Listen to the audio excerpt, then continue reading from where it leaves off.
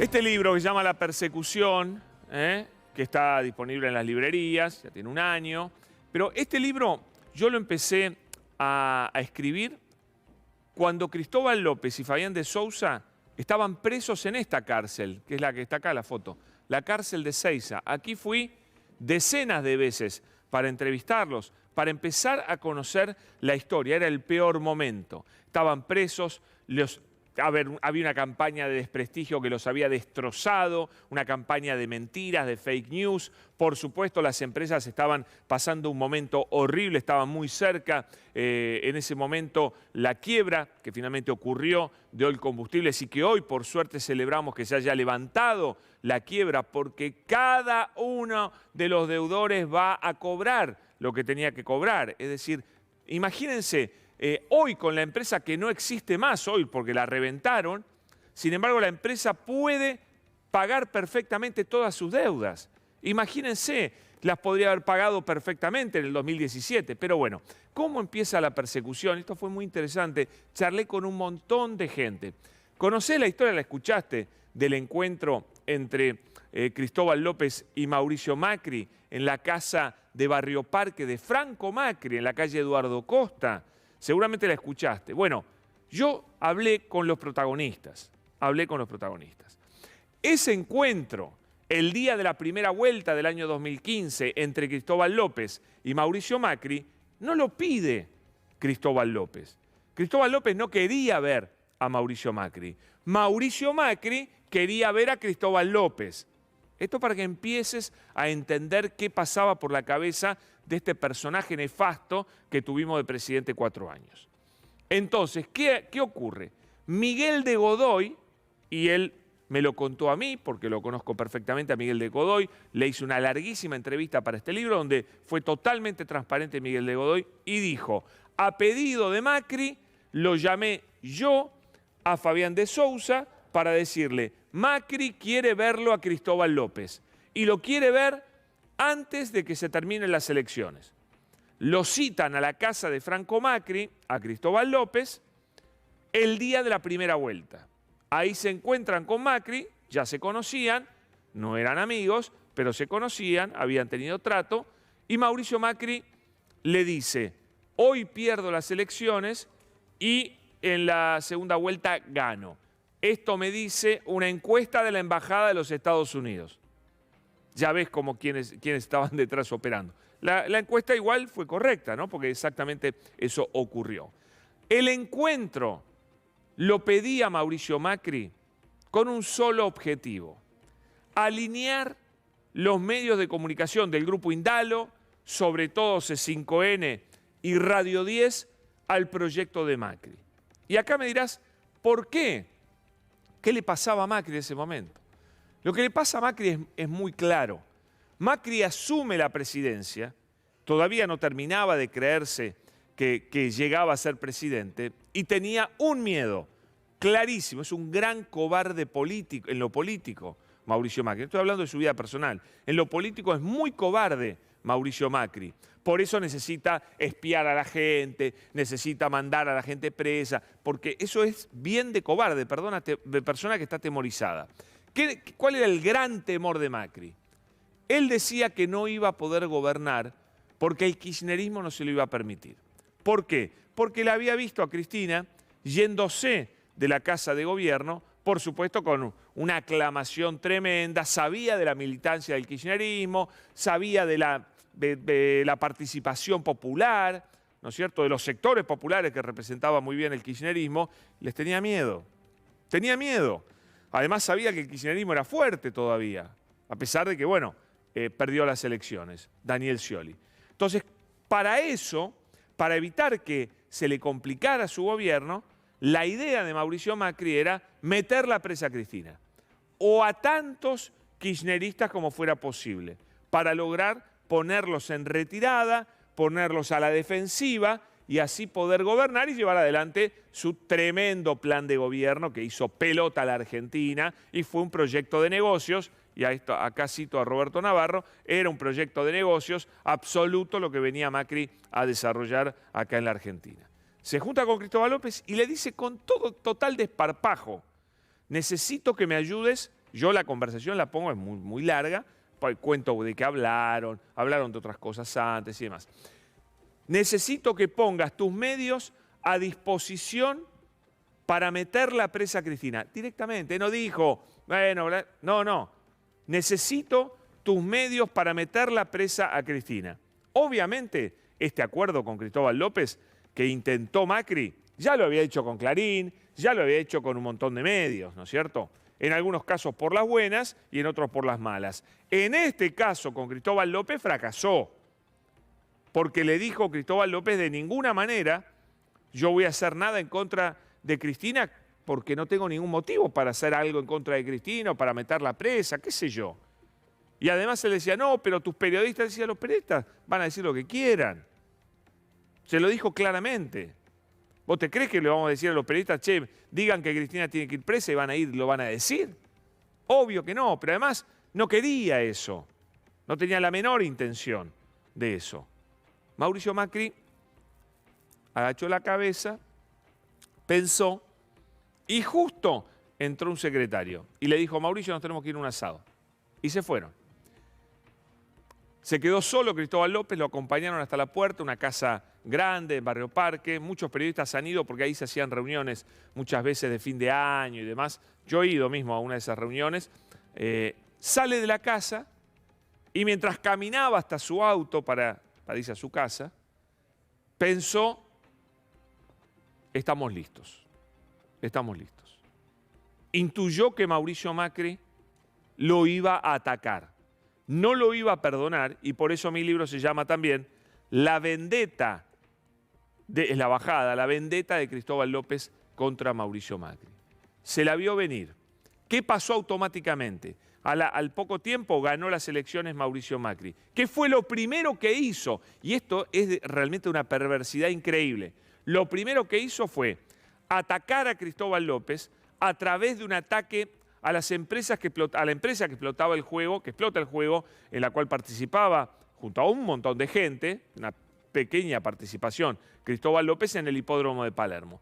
¿Quién los va a ver a ellos? A la empresa y junta a todos los socios. ¿Quién va?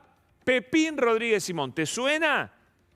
¿Te suena Pepín Rodríguez Simón? El refugiado, el tipo que está escapado, la persona que está prófugo de la justicia en Uruguay.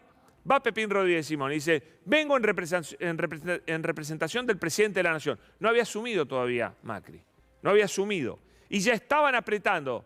Y los apretaron con un pago que era ilegal, querían que pagaran ingresos brutos los últimos 2 años, cuando ellos estaban exentos y además en la licitación nunca se había dicho que tenían que pagar ese impuesto. Bueno, los empieza a apretar, los aprieta, no llegan a un acuerdo. Le terminan diciendo a Pepín Rodríguez Simón, no. Y ahí era confuso. Pepín Rodríguez Simón representaba a Macri, que era el jefe de gobierno, pero era el presidente electo también. Y acá les voy a leer, si me permiten, y con esto dejo el libro, no es muy largo, voy a leer un poquito nada más porque así es como comienza esta historia. Y esto no me lo contaron, lo escuché de los protagonistas. Federico de Achával declaró en la causa de Servini y dijo, en su declaración judicial, fueron reuniones de un tono agresivo. Pepín nos manifestaba que si no atendíamos las pretensiones económicas y operativas del gobierno, tendríamos consecuencias negativas, tanto para las empresas como para nosotros.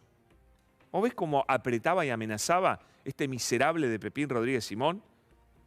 Cobarde que está prófugo en Uruguay.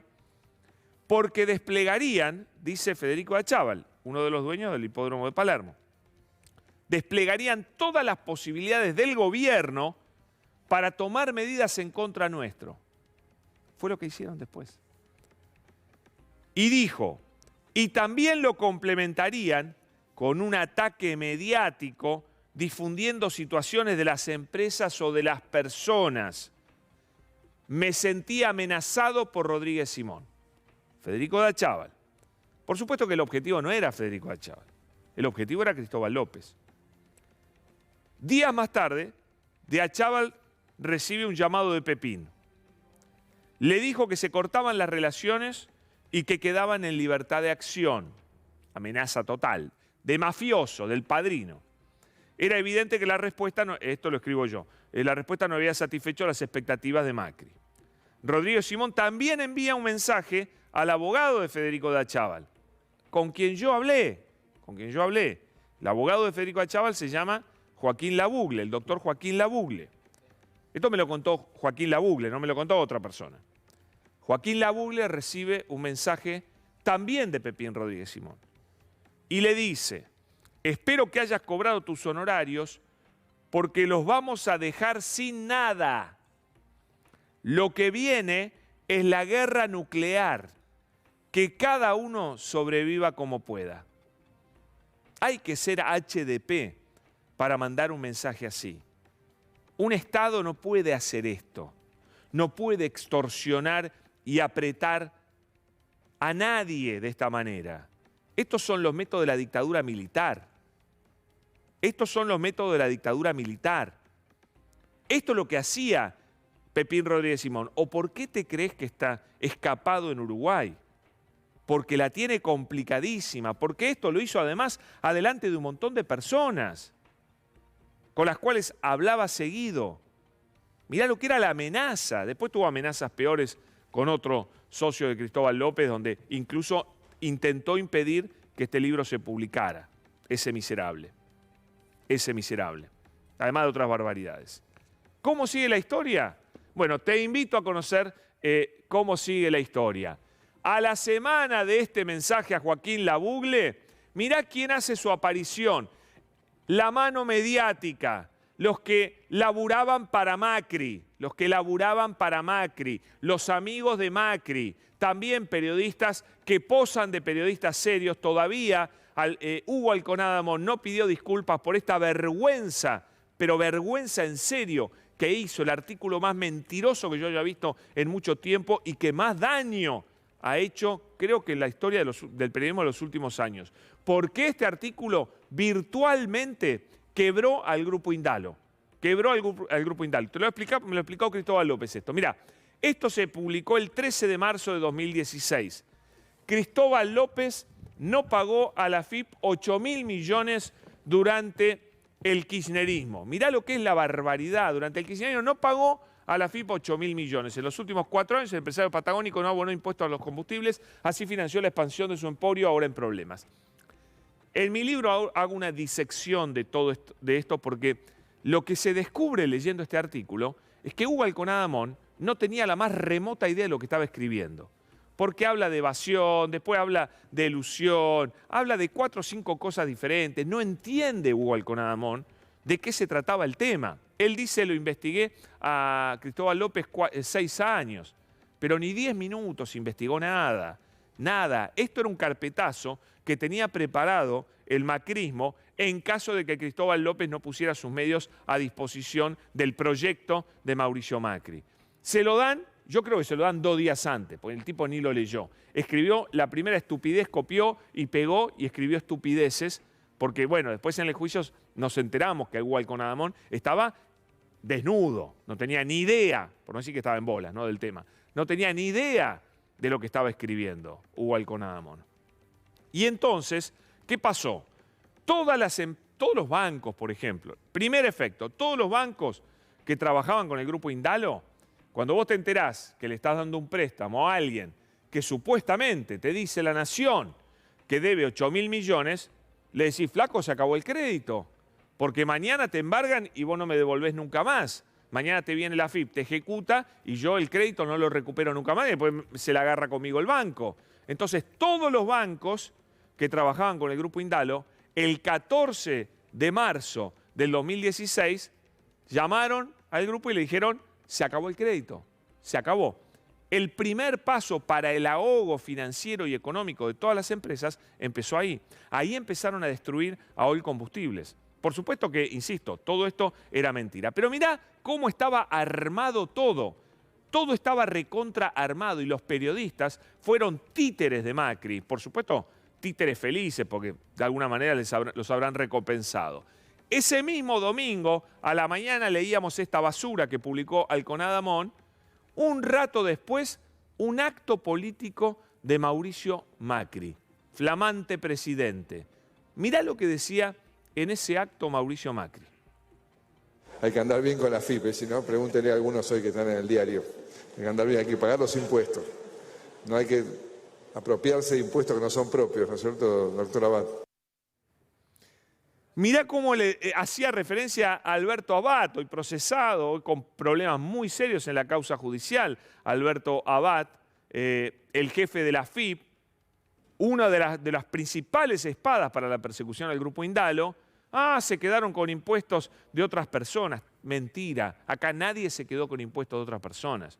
Estaban todos los impuestos en planes de pago exactamente iguales a los que tenían las empresas de Mauricio Macri, entre otras, porque lo que no sabía Alconadamón, porque no investigó nada, y muchos otros tampoco sabían, era que los mismos planes de pago que tenía All Combustibles los tenían más de 1000 empresas argentinas. Más de 1000 empresas argentinas, exactamente igual, o algunas por montos mucho mayores. Empresas petroleras, de todo tipo, hasta Mirta Legrand tenía un plan de pagos artículo 32, plan de pago especial y demás, y no tenía nada de malo, no tenía absolutamente nada de malo. A ver, ¿quién entra en escena? Luisito. Esa misma noche, la noche del domingo 13 de marzo, entra en escena Luisito Majul y lo entrevista, o casualidad, al presidente. Tema principal, Cristóbal López. Mirá. Se acaba de conocer, en el diario La Nación apareció publicada, una información que dice que el grupo de Cristóbal López le debe a la FIP, creo que 8.000 millones de pesos en tributos vinculados con el combustible que no pagó y que así financió los medios, etcétera, etcétera. Dígame qué va a hacer usted como gobierno y cuál es su mirada. Lo que estamos haciendo. ¿Qué están haciendo? Alberto Abad, el responsable de la FIP, me informó que estamos accionando, buscando trabar embargo sobre todo lo que se pueda para que se paguen los 8.000 millones de pesos. ¿Usted está trabajando embargo al grupo de Cristóbal López? A todo lo que tengamos a la vista para cobrar los 8.000 millones de pesos. Esa situación, ese tipo de abusos, exactamente, ese tipo de abusos es el que no van a suceder, lo que no vamos a tolerar. Acá todo el mundo tiene que respetar las mismas reglas. Mirá qué chanta que era Macri, un tipo que había tenido problemas por contrabando, un evasor consuetudinario, un tipo que tenía cuentas en Panamá, en los Panama Papers, todo el peor cumplidor en la historia de la FIP, acusaba a una empresa que tenía todo prolijito, se iban pagando los planes de pago, por supuesto no debía 8.000 millones, se pagaban cientos de millones mes a mes de los planes de pago, se venían cumpliendo, había planes de pago ya con 10 cuotas, 12 cuotas, había un montón de plata que se había pagado y se iba pagando siempre prolijamente, porque para eso estaban los planes de pago, porque además los planes de pago si no los pagabas se te caían y no había planes de pago caídos, estaban todos vigentes y con el cumplimiento al día. Fíjate vos, este chanta que se cansó de estafar al Estado argentino de 1000 maneras diferentes, acusaba a otros. Pero eso estaba armado. Acá se ve cómo lo de Alconadamón era un carpetazo. ¿Por qué? Porque dice Macri, Alberto Abad ya me comunicó que estamos accionando.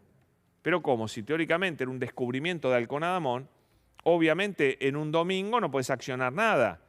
Sin embargo, ¿qué pasa al día siguiente? El lunes empiezan a caer las demandas de la FIP.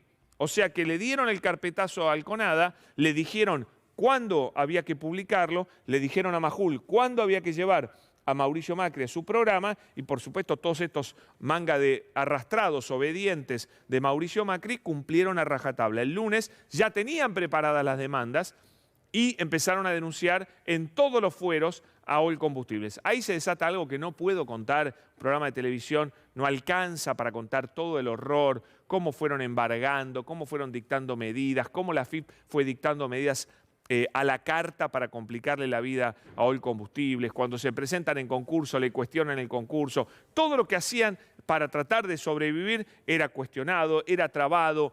El Estado, cuando quiere hacerte pelota, te hace pelota así.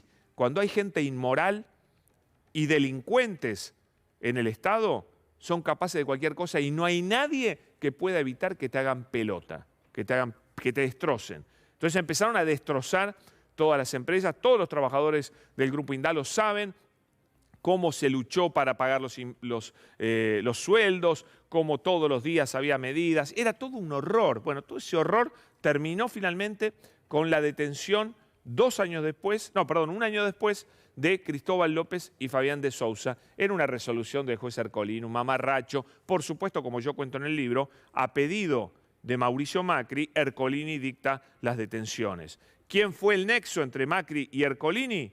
Germán Garabano. Germán Garabano fue el cadete de Macri, siempre digo que es el Che Pibe, acá el Rappi de la mesa judicial, que llevó el mensaje de Macri que había que meter los presos a Cristóbal López y a Fabián de Sousa también para apaciguar un país que estaba en llamas porque acababa de aprobarse la ley de jubilación que hacía pelota a todos los jubilados. Pero vamos a ir mirando algunas cosas que pasaron en los medios porque son muy interesantes. Mirá lo que viene. Soy un amante, entusiasta, respetuoso, militante de la libertad de prensa. Creo en eso y no me hago extrema mala sangre por la crítica y dejo que las cosas fluyan, ¿no? O sea, que ha habido muchos ahora con esta crisis financiera del C5N que me han llamado y me han dicho, ¿no querés que yo intente tomarlo así? Cambiamos la editorial y es más a favor del gobierno. Yo he dicho, no me interesa, que siga diciendo lo que tenga que decir. Así que, y creo que en definitiva los medios tienen que vivir de acuerdo al apoyo que tienen de la audiencia. Entonces, si los medios no tienen apoyo de la audiencia, un gobierno nos tiene que sostener. El canal estaba primero cómodo, la audiencia nos elegía, nos seguía, era un éxito el canal. El problema es que él es un mentiroso y hacía todo lo posible por reventar estos medios. Y mentira, ahí dice una media verdad. Venían a decirme si querían que tomara el canal y él teóricamente le decía que no. Mentira. El gobierno de Macri mandó a Orly Terranova, también lo cuento en el libro, porque me lo contó Orly Terranova, me lo contó a mí, sentados cara a cara, cómo él fue a consultarle a Macri, a ver si se hacía cargo del grupo Indalo, si lo arrebataba, por supuesto, aprovechando que estaban en la lona y con la amenaza de ir presos, y Orly Terranova vino, se metió acá, circulaba por C5N, y todo con el apoyo de toda la plana mayor del gobierno de Macri. A último momento se arrepintieron, lo volaron de un plumazo a Orly Terranova y mandaron a otro, que era Ignacio Rosner, que también hizo un desastre, se apoderó del grupo Indalo, Ignacio Rosner, con un tal de la Torre. Hicieron un desastre, lo rompieron todo, quebraron todo, hicieron un horror. Y después, por supuesto, volaron también. Ahora tienen que enfrentar acusaciones terribles. Unas suciedades hicieron impresionantes. Los mandaba Macri para quedarse con todo. Porque acá no solo querían a de Sousa y a Cristóbal López presos para exhibirlos como el ejemplo de los chicos malos, porque habían creado toda una mentira alrededor de ellos, de quiénes eran, cómo habían hecho su fortuna y demás. Y entonces, bueno, habían creado ese monstruo, pero además querían robarle las empresas, porque Macri no da puntada sin hilo, y la guita es lo que más le importa. Se querían quedar con todas las empresas. Pero mirá que algunas curiosidades que pasaron con respecto a las visitas a Olivos, que tanto se hablan. El día 23 de junio, Daniel Santoro, Luis Majul, Santoro y Majul van a verlo a Macri a la Quinta de Olivos. ¿Qué pasa después? ¿A qué fue Luisito Majul? A que le den instrucciones, a que le escriban el libreto. Mirá cómo recita el libreto que le dictaban en la Casa Rosada a Luisito Majul. A ver. Sus mandatos. ¿Por qué ya que está en el próximo acto, no invita a subir al escenario a Cristóbal López? ¿Lo tiene a Cristóbal? Es el mismo al que usted le hizo comprar un canal, una señal de cable y unas cuantas radios. El mismo al que Néstor le hizo multiplicar sus ganancias dándole permiso para tener decenas de casinos y miles de maquinitas tragamonedas. Haga memoria, Cristina. Cristóbal se llama, Cristóbal López. El que está acusado de evasión fraudulenta por más de 8.000 millones de pesos por no pagar un impuesto a la transferencia de los combustibles. En cualquier caso, la invitación, si la quiere hacer personal a Cristóbal López, se la puede enviar junto con el recibo de pago del departamento de su propiedad que usted le alquila en Puerto Madero al módico precio de no tengo la cifra exacta, pero dicen que va de 10.000 a 20.000 dólares. Eso sí, Cristina, en la invitación personal no se olvide de expresarle su solidaridad. Es que hace unas horas los casinos de Palermo y de Puerto Madero fueron allanados por inspectores de la FIP. Parece que daban premios multimillonarios truchos y que esa era otra forma de lavar más dinero. Me quiero parar aquí. Bueno, como verás, como cuando iban los jueces a verlo a Macri, al día siguiente tomaban decisiones que favorecían a Macri. Cuando iban estos periodistas a verlo a Macri, al día siguiente se lanzaban con esto, que es el libreto que les mandaba Macri para seguir ensuciando a empresarios que encima estaban detenidos injustamente. Una vergüenza total. Pero un buen día, estoy pasando toda una historia trágica, larguísima y terrible, un buen día fueron liberados Cristóbal López y Fabián de Sousa. Y pasó esto en un canal de televisión con total impunidad. Mirá. Lo que dijo el juez Fara, que te tenías que medir un poco y que no estaba suficientemente informado de cómo había sido el fallo. Pienso que mi tarea es defender a los argentinos, cuidar lo que es de los argentinos. Intentar recuperar lo que es de los argentinos no es perseguir al otro. Todos sentimos de vuelta un revulsivo de decir, no, esto no es lo que habíamos acordado. ¿Te referís a la liberación de Cristóbal López? Me refiero sobre todo al cambio de carátula. Que el cambio de carátula para mí es inentendible. La libertad no se compra. La libertad, en términos nuestros, no se compra. En términos nuestros, no se compra. No, esto no es lo que habíamos acordado. La libertad, en términos nuestros, no se compra. Yo sé con quién acordó Macri que no se podía, que estaba prohibido, que él ordenaba que no se podía liberar a Fabián de Sousa y Cristóbal López. Por eso manda este mensaje y dice, esto no era lo acordado. Se pisa, tiene muchos sincericidios Macri, ¿no? A veces no controla muy bien lo que dice y dice barbaridades como estas.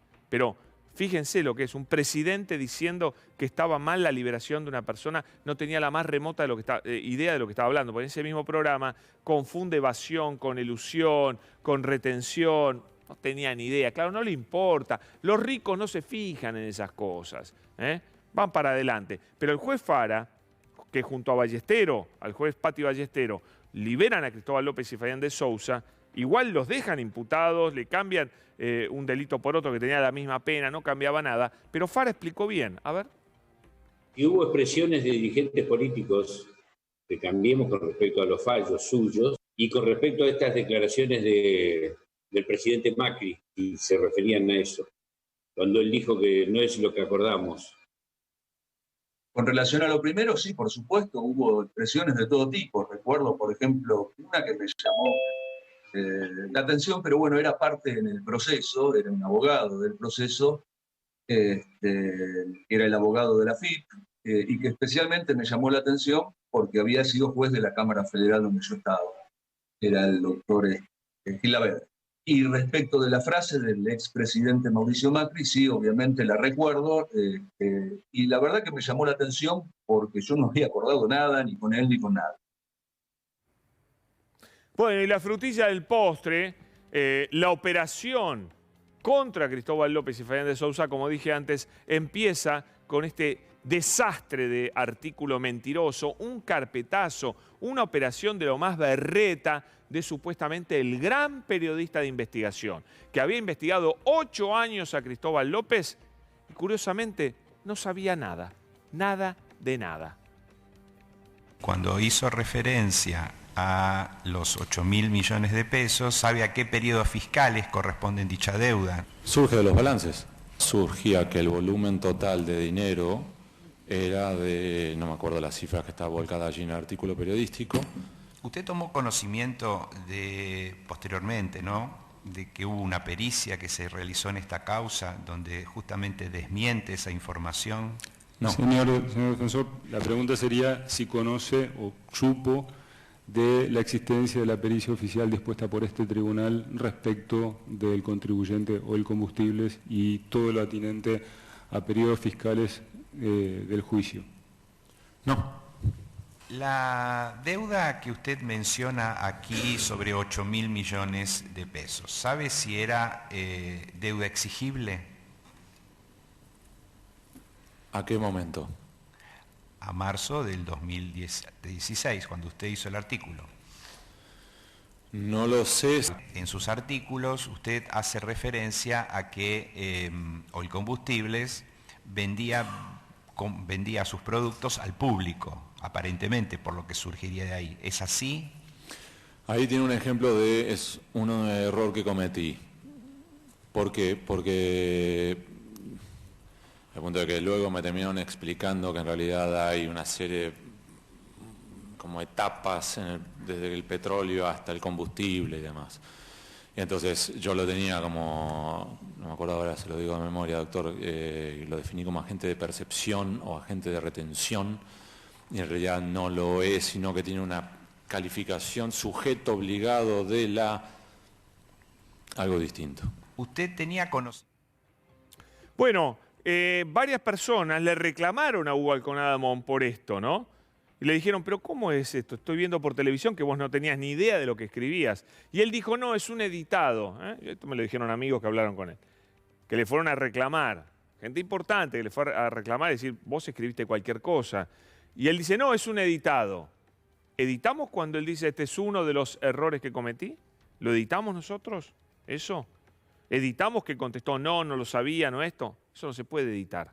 Si quieren, un día pasamos toda la declaración de Hugo Alconada-Amón, es peor todavía que esto. Esto es un pedacito nada más. Esto es una vergüenza lo que hizo Alconada-Amón. No tenía la más remota idea de lo que había escrito. Y dijo que hacía, el caradura dijo, la embarró más, porque dijo, los investigué 8 años. ¿Pero qué vas a investigar si no tenías ni idea de a qué se dedicaba Oilcombustible? No sabía que no le vendía nafta al público, sino que se la vendía a las estaciones de servicio. Y las estaciones de servicio que no eran de Oil, que eran afiliadas, pero no eran de propiedad de Oil, le vendían al público. No tenía ni idea Hugo Alconada-Amón. Cada vez que lean a Hugo Alconada-Amón, piensen, este tipo escribe cualquier cosa, cualquier cosa. Mirá cómo también fue apretado, y lo cuenta el damnificado, fue apretado otro dueño de medios durante el macrismo. ¿Anunciaste presiones del expresidente? ¿Cuáles fueron? Y fundamentalmente una, que era la devolución del espectro radioeléctrico al gobierno, pese a una medida judicial que teníamos que amparaba lo que eran nuestros derechos. Lo que hizo Macri conmigo, que fue mandarlo al ministro de Telecomunicaciones, Oscar Aguad, a presentar una denuncia penal por defraudación al Estado. Pero peor que eso fue que una vez que devolví el espectro como me había pedido y como me presionaba para hacerlo, me mandó un WhatsApp diciéndome, bueno, ahora que has entregado el espectro, voy a darle instrucciones al procurador general para que deje sin efecto la denuncia penal. Y para mí él pasó el límite. ¿Te sentiste extorsionado? Obvio, por supuesto. Y sobre todo cuando desde su propio teléfono me manda un WhatsApp y me dice, ahora que te portaste bien, dejo sin efecto la denuncia penal. Esto tipifica con mucha claridad lo que se llama una extorsión. Claro, por supuesto, las extorsiones de Macri, a lo que se dedicaba, al peor estilo mafioso, de verdad, increíble. ¿Qué nos queda? Nos queda algo más, nos queda algo más. A ver si me ayuda mi productor. Bueno, cerramos porque es una historia muy larga que hoy tuvo un capítulo muy positivo. Volvió a la vida Oilcombustibles, demostrando que puede vivir, que el Grupo Indalo tiene absolutamente los recursos para pagar todas sus deudas, que los tenía mucho más que ahora, muchísimo más que ahora en esa época. Así que bueno, esto demuestra que hay un largo camino por recorrer todavía por el Grupo Indalo. Y también demuestra que cuando hay gente sin escrúpulos en el poder, que quiere a toda costa retener el poder, metiendo presa a la gente, destruyendo empresas y robándoselas, puede hacerlo, puede hacerlo. Por eso todos nosotros tenemos que ser muy conscientes de lo que significa un presidente delincuente. Ojalá nunca más tengamos un presidente delincuente como Mauricio Macri.